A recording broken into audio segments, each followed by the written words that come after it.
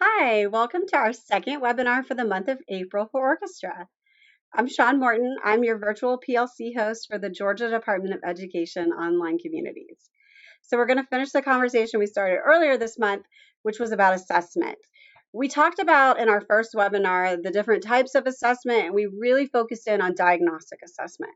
So for the second webinar, we're going to really focus on formative and summative assessments and best practices for using that data in our assessments. So let's get started. So we're going to start with formative assessment in the orchestra classroom. Okay, so we'll go through this quickly because we did talk about the different types of assessment a little bit last time. Formative assessment is really what we use to determine what adjustments we need to make to instruction. It occurs during our instructional cycle. So during the teaching cycle, we have these constant formative assessments. They can be informal, they're usually informal, but we can also have some formal formative assessments. And they really give you that just little snapshot of where your kids are. How are they doing with that material? And it really helps inform your instruction and plan that instruction to meet the needs of your students. So you can do playing tests, you can do worksheets. The most popular one, I think, for music teachers is always a listening or visual observation, because we can always hear what's wrong and we can always see what's going on normally in a normal school year. And then we can use exit tickets, and self-assessments and peer assessments are also great ways we can formatively assess. So how and why do we use formative assessment? So the why is we use it because it always helps us inform our instruction. It shows us where the kids are, that little snapshot in time of where they are with the learning, and it helps us determine where do we need to go next. Are they missing a piece, or do they have it and we're ready to move on to the next step in the learning process? Helps us identify learning gaps and look for things that we need to go back and catch, or it may show us that we've got it and we need to move on to something else. We're ready to push ahead.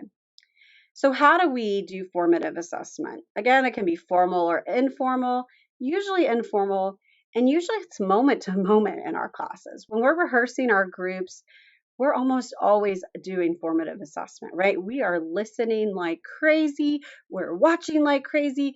We're looking for all those things. Are they bowing the right direction?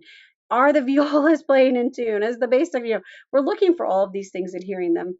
But also we can give more formal assessments, formative assessments daily or weekly or however you want to schedule that.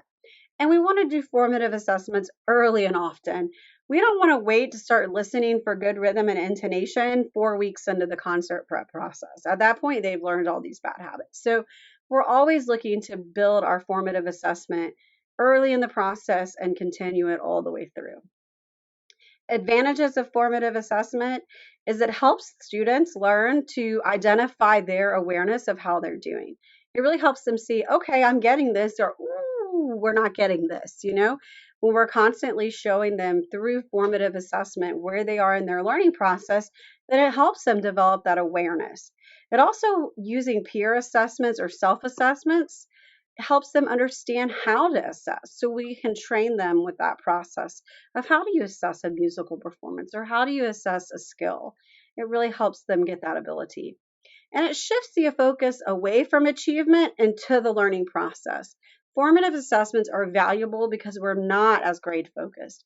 We're really focused on the learning process and how we're moving through that process. And then it provides educators opportunities to look for students who are either excelling or who are falling behind, or sometimes we're just excited for the kids that are getting the material, right? So it gives us opportunities to identify early in the process maybe kids that are struggling, or maybe it helps us identify kids that are really awesome at it that we can pair up with the kids that are struggling. So formative assessment has tons of advantages. So we talked about some of these last time, and I have expounded on them a little bit. So I'll try to move through the ones we've already talked about kind of quickly and then review some of the ones that we haven't talked about. So show me, I think, is the one that is easiest for us. It is my favorite thing to use because it's quick. It's an amazingly fast way to assess where kids are. Thumbs up, I'm getting it. Thumbs down, thumbs in the middle, so just they're assessing themselves sometimes. Or show me the bowing. Is everybody bowing? Show me a rating system. How are you on a scale from 1 to 5 with your vibrato? Well, I don't have a shoulder rest and My viola is no, so I'm a 1 maybe because I don't. You can't really vibrato without shoulder rest for a while. Okay, maybe I am a rock star on my vibrato, so I'm a 5, or maybe I'm starting to get the hang of it, but it's a little shaky. I don't feel like the movement's really great all the time, so I'm a 3. Again, self-assessing or giving kids opportunities to just let you know where they are. You can ask them to close their eyes so they don't maybe get concerned with other people. Show me the finger pattern. High 2, low 2. Basis, show me the finger pattern for F sharp on the D string, right? Show me your bow grip. All of these are great ways. Cards, color-coded cards, green, red, yellow. Elementary teachers are masters at this, and I think we can always steal from their idea pool because they have tons of great show me ideas. The snake game we talked about last time, just having students play one at a time down the line really quickly, one note or just a quick like 2-bar passage, something really easily, and just hear where everybody in the room is really quickly. Monkey see, monkey do. I play, you play. I do, we do. Whatever you want to call that game. A great way to just assess kids, see if they're picking up the skill. Exit tickets. I'm going to show you the 3-2-1 exit ticket in a moment. I love that exit ticket. It's a great way to see how the kids are feeling about their learning, where they are in the process, or if they have questions. And you can look for patterns in their questions. Nearpod, Paradoc, we talked about last time, Class Kick. A new one that I found for this time is Play Post-it. And you can actually take YouTube videos and turn them interactive. So you take a YouTube video that let's say you post your concert on YouTube, right? And you want the kids to do assessment along the way of the concert. So you can actually build it in and the YouTube video will stop, ask question that they have to answer, and then restart after they go through the process. So it's the similar idea to Nearpod and Pear Deck, but with video. Jamboards and Padlets are amazing ways that we can let students collaborate. If you haven't used these tools, Jamboard is free through the Google Suite, and Padlet is also free up to a certain number of boards. These are ways that we can let students collaborate. Like, for example, maybe we show a picture of a student or of a exemplar posture, and the students have to identify what looks good. Or maybe they have to find pictures of good posture and put it on the Jamboard. Or maybe they have to put the bow grip pictures on the Jamboard and make comments. There's all kinds of things you can do with these. These are great collaboration tools that our students can use. And they're kind of bright and shiny, and they really work for kids who are very visual learners. Self-assessment and peer assessment is great. Again, you have to know your kids. If your kids don't do well, think, pair, share, then maybe that's not for your kids right now, but I think working in that direction is great. Left-hand side of the stand, play, right-hand side, watch. Now we switch. With bass players, just alternate every other bass player. If you only have one bass player, well, you can go be their best friend for think, pair, share. So, but using a rubric is also great for peer assessment or self-assessments. Gives them a way to sort of track it, especially with younger students who aren't used to self-assessing or peer assessing. Coach's Eye is a really cool app or opportunity to use. You could take video and do voiceover. You can mark on the video. It was originally made for athletics. And how football, they draw all over the maps, and it's for that. But it works great for music. Maybe we want to show a section in the music that the orchestra is playing, and we want all the kids to work on bow placement. And so we video, and then we freeze the video in different places, and we can circle and look at bow placement. A lot of this too now you can do with just your basic cell phone camera, but Coach's Eye has a lot of cool features. Recording rehearsals and then setting up a comment board or discussion board. So you can videotape a rehearsal, load it in, and let the kids watch it, and then they can make comments or have a discussion post that you have guided questions to. I would recommend moderating your discussions if they're less mature or less used to this process until they get used to appropriate digital citizenship. But these are great ways for students to collaborate about a rehearsal or a concert even, so they can have discussion about it. Tuner apps being projected on the screen and then kids can play. So for example, we use Tuner Ninja. It's free online. I just pull up the website, Tuner Ninja, and the kids can play and it'll show them if they're in tune or out of tune. I always tell the students the tuner does not lie as long as you have it set to the right tolerance, right, or the right temperament. But the tuner is not going to lie. So if you think your A string is in tune and then you play and it reads as a G sharp, then we probably need to adjust. So using those things again is a great way to assess students informally and quickly. So for more formal formative assessment, we can use playing tests along the way. And these can be lower stakes playing tests, but use a rubric still. You can use pre-evaluation concerts or practice concerts and use the GMEA rubric or any rubric of your liking. And then watch the recording with the students and go through and you can have pre-LGPE judges. There's so many options for that. Quizzes or written assignments, there's all kinds of digital tools for that. Small ensembles are a great way to do formative assessment that's more formal. So maybe you divide the class into small ensembles and they prepare a section of the music and perform for each other, and you use the solo ensemble rubric. So there's all kinds of options for more formal formative assessment, but this grade should be still lower stakes for that. So here's the 3-2-1 exit ticket. We know admin loves exit tickets, just a thing. And so I think this one is a really useful one for the arts. It's 3 things I learned today, 2 things I found interesting, and 1 thing I still want to know about, or a question I have. I like this because it's adaptable to pretty much any lesson. So, maybe we've been working on this huge vibrato unit, and I'm going to use that as an example during this discussion today because that's where my brain is right now. And so we've been doing this vibrato unit. So when we first started, the kids, we watched a lot of diagnostic stuff about vibrato and slow-mo videos and, we really broke it all down. So they may have written down, things they didn't know, like violins may not have known that they had to pull away the index finger from the neck to vibrate properly. And then they may have found it interesting that vibrato goes actually below and above the pitch, And a question they may still have is, how am I going to make this happen on my instrument? So, maybe you're studying key signatures and maybe they get down there and they go, I still don't understand how to find the name of a flat key.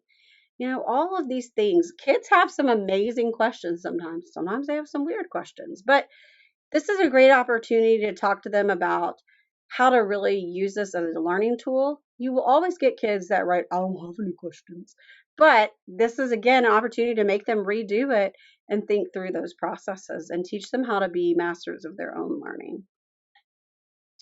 So this is a vibrato checklist that we used, and this is a formative assessment, but it's broken down into many micro formative assessments. So for example, vibrato readiness, one of the first things is they have to have correct posture, correct left hand setup, correct wrist position.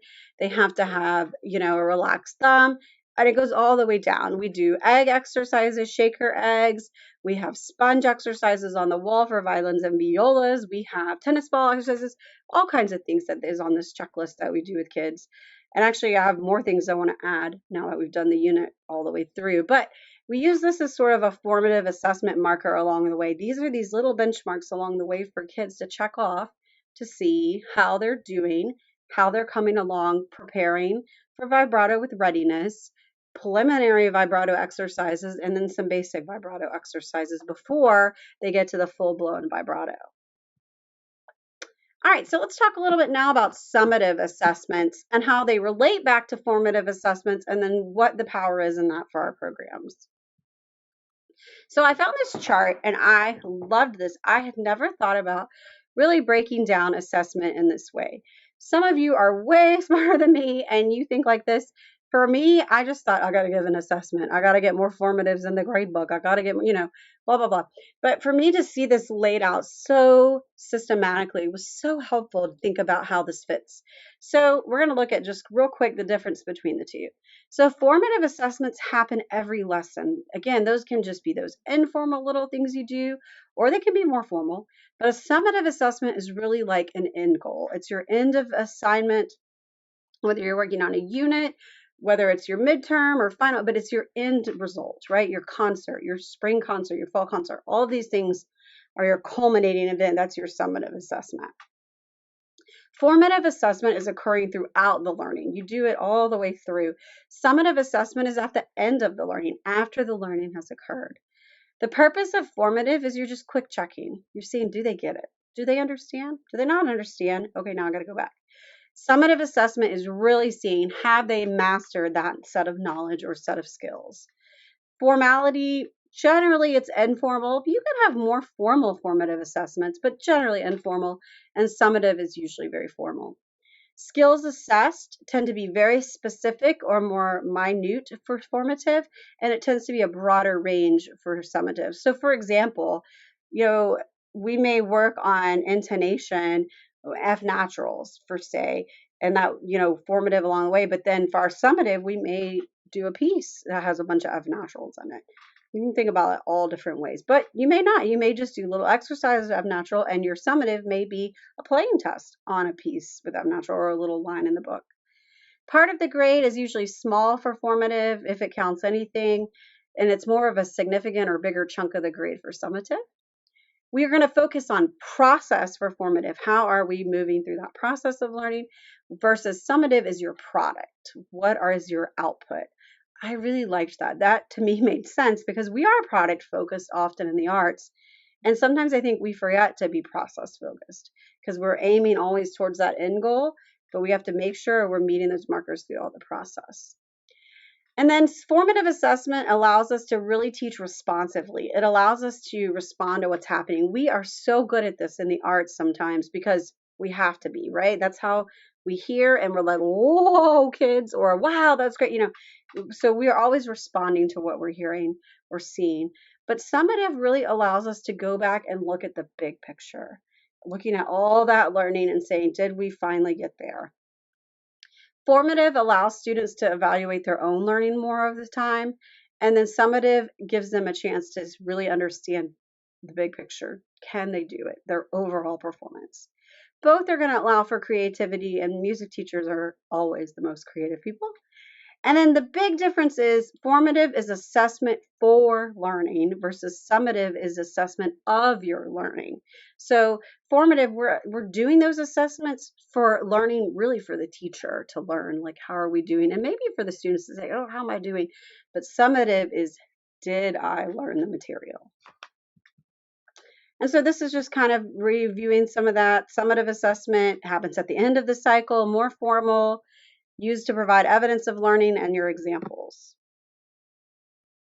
And there you can see some examples. For us, it's often a playing test or a concert, final exams or a written test, maybe a project, lots of different choices. But for the majority of the time, we're dealing with some sort of performance-based in our performance-based classes. So why and how we use summative assessment? Why? We want to assess that student learning. We want evidence of student learning. We want to be able to be seen with that validity of student learning. We want to find the patterns and the missing pieces in student learning too. We want to say, whoa, we got to the concert, we played Gauntlet, and nobody played a B flat. Ooh, we have missed a step somewhere back there. And so it gives us the ability to go back also and see, we got to redo this skill, or wow, we really understood extensions. Like we did this piece with C sharps on the G string and the cellos played them. They were so good, right?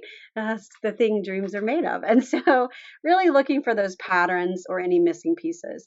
And it just gives you that evidence that they've got the learning and then shows that product. Students need that ability to see a final product or an output. And then how we do summative assessment, the end of the quarter, the end of the learning cycle, the end of the semester. It's formal and it shows us what we've learned. So this is a rubric that we use for our pre and post tests for a performance assignment. So like a major summative performance assignment. So I like this a lot because you can see it's summative because it's assessing multiple skills. So if I'm doing a rhythm exercise, I'm not going to use this huge rubric. If I'm just wanting to grade rhythm, I'm going to use something that just looks at rhythm. But for me, this great summative is really looking at tone quality. It's looking at intonation. It's looking at rhythm. It's looking at, articulation and bowing. It's looking at musicianship. It's getting that whole picture. So this works really well for me for assessing like a big, like performance-based assignment that is going to be more summative. Now, this is what we used for our vibrato summative assessment.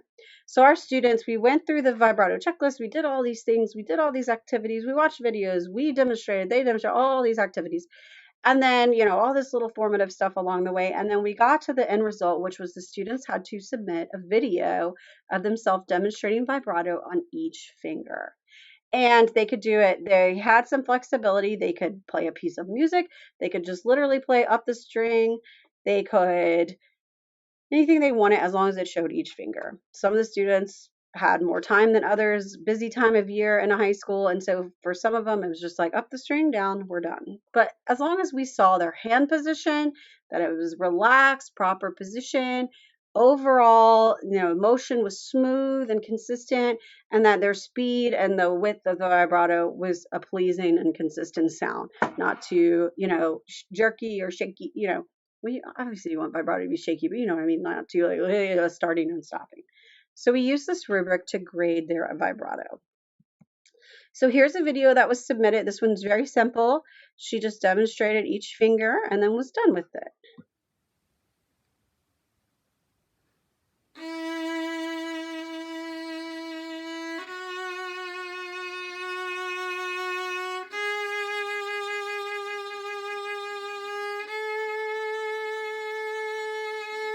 Short and sweet.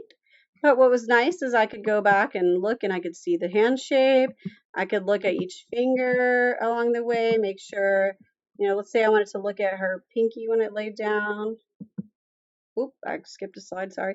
I could stop and start the video and really be able to digest her vibrato. So that was a great way for us to assess each student's vibrato.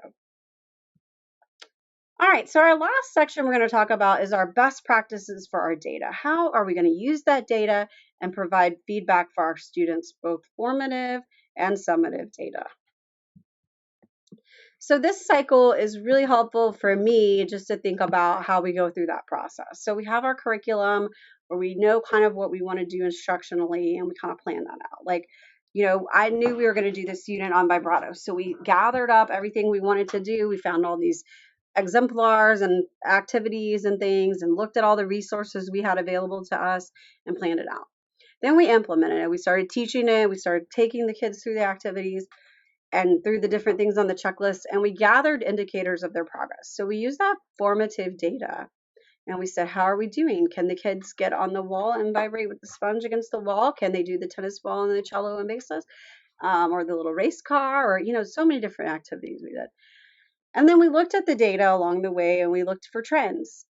Okay, are certain instruments having a harder time? Is it harder on violin and viola, or bass is not doing well with it? Or, did certain classes have a harder time based on their course level, or different things along the way?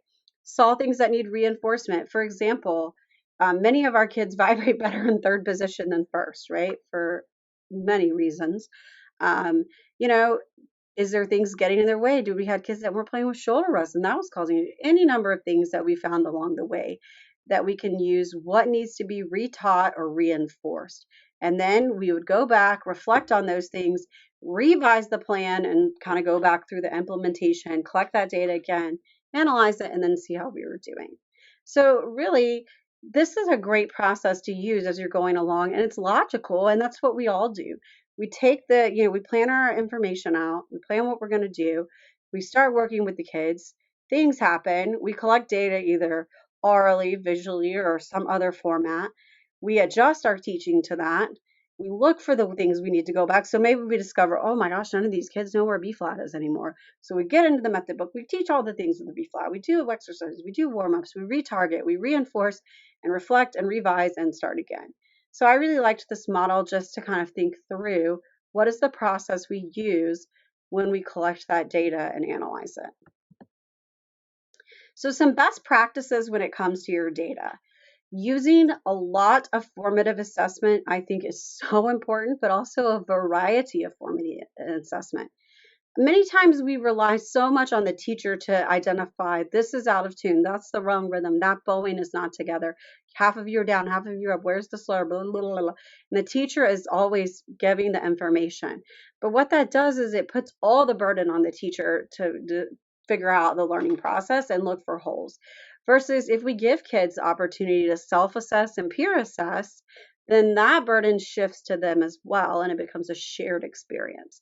So getting kids those opportunities to get a lot of formative assessment, but also through a variety of means, whether self-assessment, peer assessment, or teacher assessment.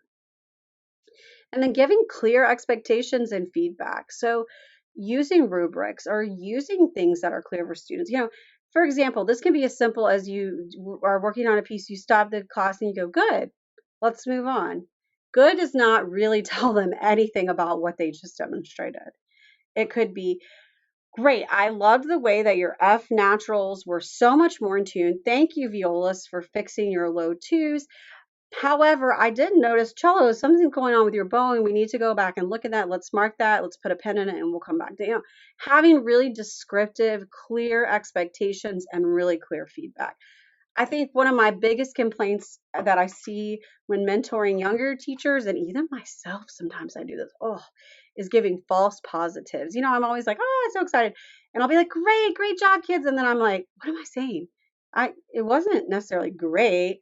And I haven't given them anything specific to work on. I haven't given them feedback that's useful. I've just said, yeah, I love you so much. You're great. And sometimes they need that moment. But oftentimes, really what they're looking for is clear and definable feedback that they know exactly what they have to go back and fix. Otherwise, they don't know to do it. If you don't tell them to mark it in the part, generally they will not mark it in the part. So sometimes I go and mark it for them, which I know is not good. They need to take that responsibility, but sometimes we do what we have to do. So clear and expectations and clear feedback. Use your rubrics. Multiple opportunities for mastery, I think, are super important when it comes to best practices. When it comes to formative assessments, let kids do them over and over and over and over and over until they get a grade they want, if it's a graded assessment. So, for example, let's say you're doing a line in the book for a formative assessment. It's an F natural line, and some kid plays it all with F sharps, and you give them a 0 or you give them a 12 or whatever, and you don't ever let them take it again. Well, you've never reassessed if they've fixed it. And so if you let them take it again and again and again till they get it right, mastery. That's what we're aiming for, because really it does us no good to not fix it and not make it better, because we need them to play it in tune so it doesn't make the rest of the group sound crazy. So really aiming for mastery and giving kids multiple opportunities for mastery, making instructional adjustments often. So many times I know we get told, lesson plan, do this, do that. I could write a lesson plan and it's done in the first 20 seconds. It's thrown out the window. It doesn't work anymore because something has changed and I have to adjust my instruction on the fly. And I think we're pretty good at that as orchestra teachers and as music teachers. We make a lot of instructional adjustments, but making them often and not letting things go, really striving for perfection and getting kids moving with those great pieces of feedback and clear expectations. I think using your assessment data to create groupings is really helpful. So what I mean by that is stand partners or small groups or sectionals or whatever. For example, let's say you have somebody who is just an amazing player and somebody who's not an amazing player. If you put the amazing player way up front and the not amazing player way in the back, that not amazing player never has the opportunity to learn from that amazing player. And so it's really important that we let kids be grouped, sometimes with kids that are not as good as they are, so they can mentor and they can work together. We have a unique opportunity in our classes to build some mentoring relationships, and kids learn by watching one another in our classes often. Sometimes they look around, they're like, oh, I'm going up bow and everybody else is going down bow. So using those assessment data pieces to really build your groupings. Build your seating by not having all your strong players up front and all your weak players in the back, because that just makes the back a disaster, right? You never really fix the problem of what's going on in the back. So partnering up kids, building quartets based with a variety of abilities. Or maybe you need to do groupings sometimes based on ability. Maybe if you're breaking up into quartets, you want all your best players to be together so they can play American String Quartet. Use that data for your benefit. Looking for patterns. Did every kid in the class not mark the B flat properly on the scale sheet or on the fingering chart? Or, then obviously that's a pattern that needs to go back and be revisited. Look at that information. Look for those patterns with your data. Don't just give them the test and go, oh, well, they don't know B flat. Look at that data, use it, see the pattern, and then make the adjustment. Look at your subgroups. Look at your racial subgroups. Look at your gender subgroups. Look at your classes. Look at your class subgroups. For example, if first and second period are the same class level, but first period is doing something and second period is not doing that skill, well, what's going on there? So look for those things. Figure out where those gaps are. Is something not working because there's a language barrier? Is something not working because there's a cultural difference? Something not coming across? So look at those subgroups and see if there's something that could be affecting that learning process. And then look for gaps. Filling in those gaps is really what we're trying to do all the time in teaching, right? We're always trying to get the students a clean set of information, a clear with no holes in it, and they've got all the knowledge. So looking to fill those gaps with your assessment data. Our next section we're going to talk about to finish up today is about TEKS Standard 5 and 6, which are those assessment standards and TEKS. So I'll be honest, I am always, when I get my TEKS evaluation, I'm like, I don't always understand what the difference is between 5 and 6, but okay. It's just always been a little bit nebulous when I've looked at it. I'm like, well, that feels good. I'll just go with that. I'm happy with my score. Yay. And I'm going to move on. But I really decided before I decided to talk about this topic, I was going to dig into it more before I thought I had to share some information about it. I better know what I'm talking about. So I looked at TEKS Standard 5 and 6 and did a little deeper dive. And now it makes a lot more sense.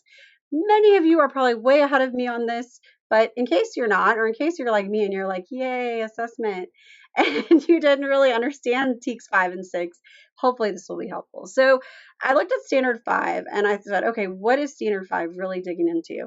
And it says assessment strategies, which to me would be how you use assessment.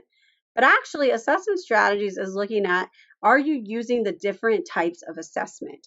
Are you using multiple types of assessment: informal, formal, diagnostic, formative, summative? Are you having students self-assess? Are you having them peer assess? Are you aligning your assessments with your curriculum? Are you matching your assessments to your objectives? So your I can statements, do they match up with your assessments? Are you relating the assessments to, your content? Do your students get accommodations in their assessments based on their special needs profile? Are your rubrics robust? Are they clear? Are you giving clear, rubrics, etc.? Are you using this? So it's really about these different types of assessments. Are you using different types of assessments well? Are you really hitting diagnostic, formative, summative, informal, formal, student-based, peer-to-peer, self-assessment, teacher-based, all the different things? I was like, oh, this makes so much more sense now. So if you're looking for more information on that, I really recommend going out to Georgia Department of Education.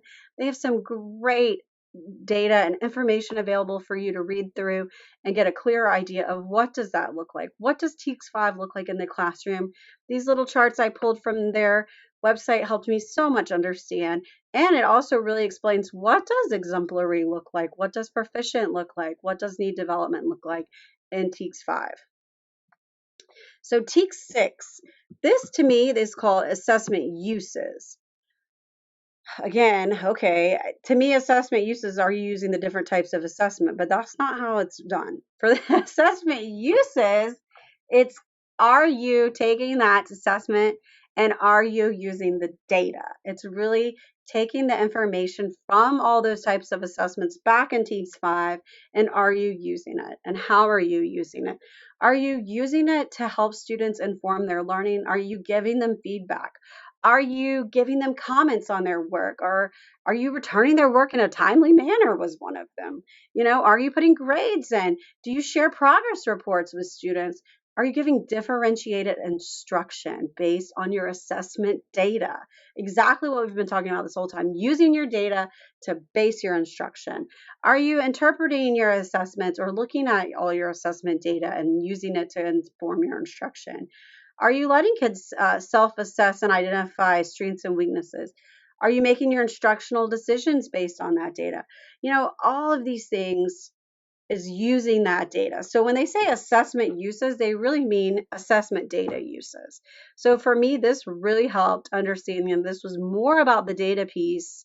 And then Standard 5 was more about the different types of assessment and using a variety of rich and robust assessments. And then Standard 6 was taking that assessment and using the data in a way that's going to give students the best information possible to be successful. So for me, this helped me a lot understand those two types of TEKS standards. So I have enjoyed so much learning about assessment. I know that sounds kind of crazy because we normally hear assessment and we go, ugh, because we know we're in a high stakes testing world. But for our classes, we rely so much on our informal assessment, but also our final products, our summative assessment. And so for me, I was really excited to delve into this topic and learn more, learn how to use all of these tools and better my instruction as we start to transition back, hopefully, to a more normal school year and away from, all these, are we in person? Are we not? So I think it's really exciting to look at this. I'm so excited to hear your experiences. I am so amazed at the people that are in our community and the wonderful ideas that you bring every day. So please hop on to our discussion post, share your experience, share what you like and don't like about assessment. Tell me what you learned with your TEAC standards because those things are confusing sometimes to me. And really let us know how you found that how do you track your student data? Do you have a great solution that works for you? As we're going through and looking at these processes. So, hopefully, this was helpful for you. I know it was helpful for me. I look forward to interacting with you in our community. Have a wonderful rest of the month.